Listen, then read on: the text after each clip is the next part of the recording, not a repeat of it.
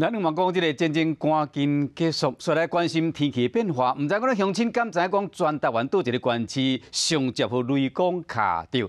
这个拜六就是24节气内面的惊蛰，再来就咧进入这个雷雨季。未来天气有可能会真接出现这个雷公四呐。气象专家彭启明统计去年啊，出现四呐数量前3名，包括这个台南市、南投县、甲高雄市。啊，上接上接好雷公卡着的市是嘉义市，所以讲提醒乡亲伫山区活动时爱留神。啊，是讲这2天台北季风有减弱，无遐透，明显就变较受热，高温拢超过25度。是讲拜六开始又搁要变天啊！后礼拜有大陆冷气团会来报道，较空旷的所在有可能会剩10度。日头出来，火嘛开到正暗，真侪民众把握好天气出来晒日头。今仔日会知影气温伫咧25度卡兜，真舒适。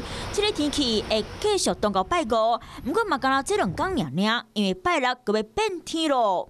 会有华南云雨区影响到我们的天气，几乎全台湾都是有下雨的状况。礼拜天晚上开始到礼拜1，会有一波大陆冷气团影响到我们哦。最冷的时间点会是在礼拜2的清晨，8号的清晨。到时阵，空旷所在都可能降到10度，尤其中部以北会变到湿湿凉凉。不过，值得注意的是，拜六是24节气内底的惊蛰，俗语讲惊蛰。文雷米数雷，若是听到春雷，代表万物会醒起来。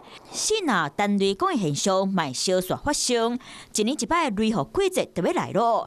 气象专家彭启明讲，以是若发生数量，去年的前3名，分别伫咧台南市、南投县和高雄市。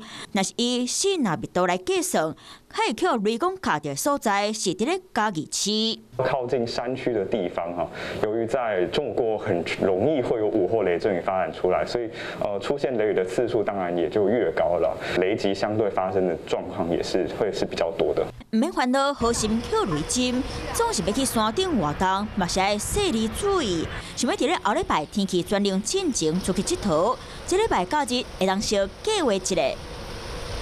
Hello， 大家好，我是乃瑜，要教给大家2个任务。第一个，华视新闻的脸书专页，你按赞了吗？还有华视新闻的 YouTube 频道，赶紧订阅起来，还要记得按赞，开启小铃铛哦。